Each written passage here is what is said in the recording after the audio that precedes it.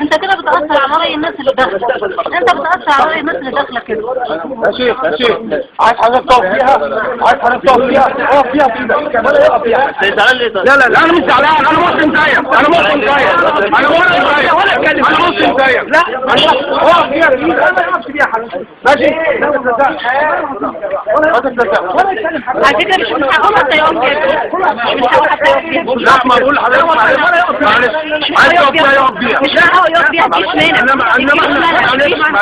يوم الخميس منع ان هو يقف فيها. احنا كلنا مسلمين. عارف حضرتك الجيش وقف يوم الخميس، قالوا حتى ممنوع يقف يقول لحضرتك بلاش. الموضوع مش مستاهل. وبعدين اللجنه فوق اللي عليكم تقولوا ايه؟ اللي عايز يقول يقول عايز يقول لا مش عايزين فتنه لو سمحت، مش عايزين فتنه. احنا ما اتكلمناش عن حد، ما قلناش حد يقول ايه. الجيش منع اليافطه، الجيش منع اليافطه. يوم الخميس نزل اعلان في التلفزيون بيان من الجيش منع ان حضرتك تكلم حد بصورتك.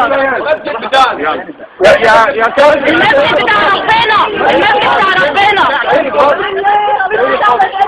الدين لله ربنا جميل.